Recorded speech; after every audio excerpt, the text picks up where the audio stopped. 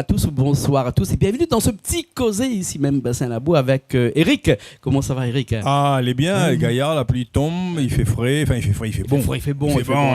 Nous là ici tranquille, ici même Bassin-Labo, nous entend que la pluie à l'arrière, hein. Mais nous là à l'abri, hein. Nous avons tendance à croire que nous à l'extérieur, mais nous là à l'abri. Vous l'entendez du bonne anguille, 30 frayer dans... Ah là, elle est super. C'est la saison là, c'est la saison. Hein. Et puis novembre, t'as vu les fleurs, hein? Oui, novembre, hein? Oui, mais heureusement on n'a pas la croix, ils ont mis croix. Ouais. Et ben là, bien sûr, Azot, je ne pas partir Volfa devant le cimetière. Hein. Non, bien sûr, Azot. Eric, comment? Eric Boyer, un joli nom. Ah ouais, typiquement créole ça, Eric Boyer. Oui, notre prédécesseur célèbre. Voilà. Eric, si tu es là avec nous ce soir dans cette petite émission Petit Causé qui s'appelle, c'est pour parler c'est pour parler des enfants de la Creuse. Hein. On a tendance à dire les enfants de la Creuse, mais maintenant on nous a dit il ne faut pas dire des enfants de la Creuse, on va dire les réunionnais de la Creuse. Hein. Oui. Pourquoi? Il y a dans les années 60, on va pour faire court, à peu près 1200 enfants de la Réunion qui étaient envoyés en métropole pour différentes raisons par la DAS à l'époque. On ne va pas revenir là-dessus. Et quand moi j'étais en poste à Paris en 96, le président Christophe Payette avec Wilfrid Béatil et feu Alain Lorraine, avait proposé de faire un voyage retour pour les Réunionnais de la Creuse, pour ceux qui voulaient bien. Donc comme j'étais directeur de l'antenne du Conseil général de la Réunion à Paris à cette époque, donc je me suis retrouvé à Guéret pour préparer cette affaire. Et c'est là que j'ai rencontré Jean-Pierre Moutouladchimi. Donc c'est pour ça que on a vu tout à l'heure. Voilà. On le verra tout à l'heure aussi. Et ce premier voyage de retour avait concerné à l'époque à peu près 110 personnes. Parce qu'il y en a qui n'ont pas voulu venir, d'autres qui étaient déjà venus. Bref, voilà. J'ai connu donc Jean-Pierre Moutouladchimi comme ça, et ensuite on a créé des liens. Et puis l'année suivante, il débarque de mon bureau en octobre. Il me dit voilà, Monsieur Boyer, parce qu'il m'appelait Monsieur à l'époque. Il a changé entre temps. Non, mais moi t'es directeur. Normal quand directeur, pas là où Monsieur. Bien sûr. Il dit voilà, Monsieur Boyer, on aimerait faire quelque chose pour le 20 décembre, mais on ne veut pas faire de maloya parce qu'on sait faire. On aimerait faire autre chose. Et je lui dis mais Monsieur Moutouladchimi, je peux vous mettre en scène sur de la poésie pendant 30 minutes si vous m'accordez 3 week-ends. Ils m'ont accordé 3 week-ends. Je suis descendu à Guéret pendant 3 week-ends. Et on a répété sur de la poésie réunionnaise. Dans le groupe, il y avait moitié créole, moitié oreilles. La première répétition, les oreilles me disent « Ah monsieur, nous les textes sont créoles, on ne pourra pas dire nous, parce qu'on parle français. » Il me dit « Il tombe bien, moi les créoles, il ne gagne pas cause français. » Alors comment on y fait? Tout le monde a dit tout, et ça s'est passé merveilleusement bien. Et ça a créé des liens. 2 ans après, je suis allé revoir le spectacle. Il l'avait magnifié, grandi. Et ça a tissé des liens, parce que Jean-Pierre a dit tout à l'heure qu'il faisait de la musique essentiellement, mais il a fait aussi de la poésie. Et 6000 ans s'asseoir, commandeur, ôtez commandeur, attendez un peu, nous n'y attendons, va venir le temps, n'aura plus la race commandeur. Tout le monde ici qui a beau reprendre ça avec moi. Parce que la créé des liens, et voilà. La poésie, c'est aussi un lien. On parle de la cuisine, mais il y a 2-3 affaires qui marquent l'identité. On a la langue, on a la culture. Et dans la culture, on a aussi la poésie. Comme dirait Gilbert Aubry, vous ne gagnez pas vivre sans soleil, comme vous ne gagnez pas vivre sans poésie. À où quand on cause, vous faites de la poésie. T'as jamais dit à où ça? Non, jamais dit. T'as de beaux yeux. Oh là. Mais on va revenir un petit coup dans cette période, parce que comme les enfants de la Creuse, tu les as connus, hein, tu les as pas tous connus, mais tu les as connus. Moi, d'après ce que j'ai vu et j'ai lu un petit peu ces derniers temps, de 1963 à 1982, il y a 2150 personnes ici à La Réunion, des enfants notamment, qui sont allés en France métropolitaine, notamment dans la Creuse. Hein. 1200 en Creuse, les autres c'est ailleurs. Parce que les d'autres départements dans étaient d'autres concernés départements, effectivement. Dans cette population de 2150 personnes, il y a des gens qui disent que nous, ça nous a réussi, et d'autres non. Pourquoi? Jean-Pierre l'a dit un peu tout à l'heure, chacun son histoire personnelle. Il y en a qui ont, avec des pierres, ils ont créé des ponts, c'est le cas de Jean-Pierre. D'autres, avec des pierres, ils ont créé des murs. C'est leur problème. Enfin, je dis pas que c'est le problème, c'est qu'il y a eu peut-être une défaillance de l'État à l'époque, dans le sens où ceux qui partaient, et ce n'est pas le cas de Jean-Pierre, ne savaient pas forcément où ils allaient et pourquoi. Donc, on parlait de déportation, etc. Je ne sais pas si le terme est exact. Pourtant, en 2004, le tribunal a décidé de donner raison aux enfants de la Creuse, considérant que c'était vraiment une déportation et qu'il fallait obligatoirement réparer cette terme de déportation n'a pas été retenu. Oui. Il a été proposé par différents politiques, n'a jamais été retenu en disant que c'était une défaillance de l'État. Petite nuance. Après, effectivement, depuis l'année dernière, on a décidé l'État a mis en place une commission pour savoir ce qui s'était passé, qui était présidé par Philippe Vial, si je me trompe pas. Et puis, donc, depuis une dernière, on a mis en place un monument, notamment à Gillot, pour souvenir. C'est très bien tout ça. Mais Jean-Pierre l'a dit aussi quelque part, dans les années 60, la Réunion était une misère noire. 45 enfants sur 1000 qui naissaient, qui mouraient avant l'âge de 2 ans. Je ne sais pas, on ne refait pas l'histoire. Hein. C'est facile de refaire l'histoire, 30 ans ou 40 ans après. Mais quand on est dans la mouise, des décisions étaient prises. Moi, je ne suis pas là pour les juger. Après, il y en a qui se sont sortis. Et j'ai rencontré aussi en Creuse des gens qui ne s'en étaient pas sortis, qui avaient souffert énormément dans leur chair, dans leur esprit. Ça ne se répare pas. On peut faire une loi, c'est pas l'argent, etc. Donc, il y a eu tous les cas de figure, je pense. Hein.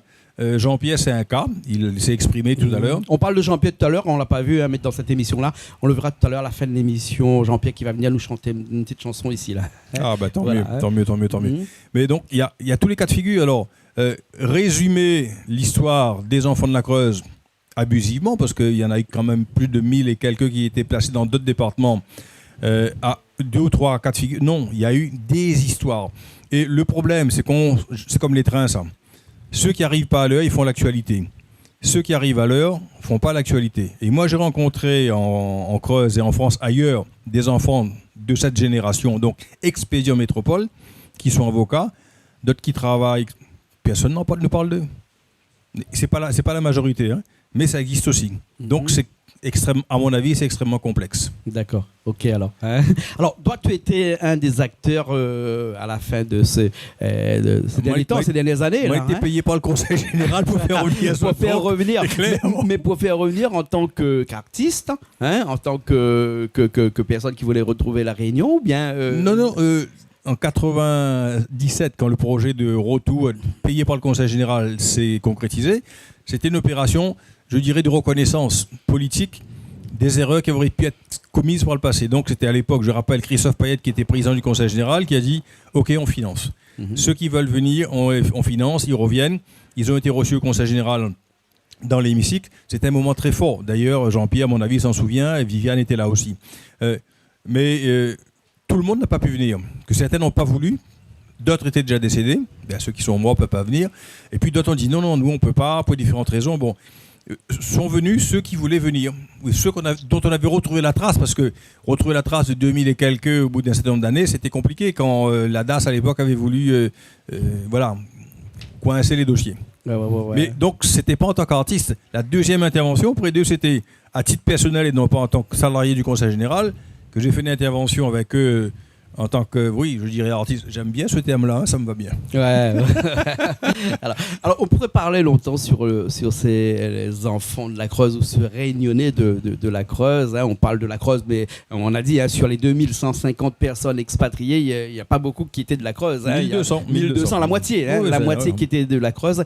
Dans ces enfants-là, il y avait des gens qui ont réussi, d'autres pas. Et donc, il y a beaucoup de choses qui ont été dites, beaucoup de choses qui ont été faites. Et moi, je me rappelle dans cette période-là où on était encore jeunes, on parlait de ces petites voitures rouges qui venaient chercher les enfants chez eux, là. Donc, c'était vraiment... Emmanuel Jean-Van a fait une pièce théâtre là-dessus. Oui. Et, le problème, c'est qu'au fil des années, on nous a dit, attention, styloto rouge. Et donc, du coup, on a fait ça d'une façon un peu péjorative en disant que dans cette période-là, les enfants étaient expatriés de force. Mais à l'époque, il y avait 2-3 affaires comme ça. Elle avait, attention, l'auto rouge, je vous ravage la Jean-Paul, là, oula, mais envoyez-vous la PKM.